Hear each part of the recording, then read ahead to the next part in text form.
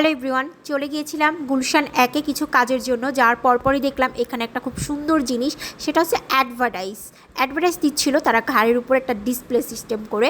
যাই হোক, আমাদের দেশটা অনেক বেশি আপডেট হয়েছে, বিষয়টা অনেক বেশি ভালো লাগলো। তারপরেই চলে গেলাম কাজটা শেষ করেই একটা রেস্টুরেন্টের ভিতরে, যার পরপরই দেখলাম এখানে অনেক ধরনের সুইট আইটেম আছে।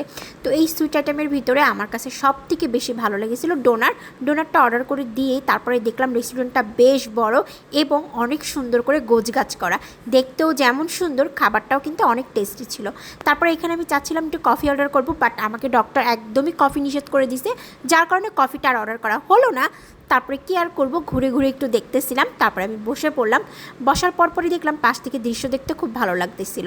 এইদিকে আবার আমার ডোনারটা চলে আসছে, আসার পরপরে আমি একটু টেস্ট করলাম। টেস্ট করে দেখলাম যে ভিতরে অনেক বেশি সফট, বাট উপরে অনেক বেশি হার্ড ছিল। আর নর্মালত ডোনারগুলো আমি যতবারই খেয়েছি ততবারই উপরে একটু সফট পাইছি, বাট ভিতরে একটু ক্রিমি ছিল। তারপরে আমার পাশে যে মানুষটা ছিল তাকে বললাম, আপনি কি একটু খাবেন? সে বললো, না আমি এখন খাবো না, তুমি খাও। তারপরে সে আবার বললো যে না, আমি ভেজিটেবল পাউচটা খাবো। আমি বললাম ওকে ফাইন। তারপরে নিলাম। জিজ্ঞাসা করলাম যে এই ভেজিটেবলের রোলের পাউচটা কেমন ছিল। বললো অনেক বেশি দুর্দান্ত এবং মজা ছিল। যাই হোক, প্রাইসটা কিন্তু অনেক রিজনেবল ছিল। তারপরে আমাকে দুইটা তো ফোন দিয়ে পাগল করে ফেলতেছিল, পরে ওদের জন্য একটু খাবার টাবার নিয়ে নিলাম, নিয়ে এখন আমি বাসার দিক চলে যাব।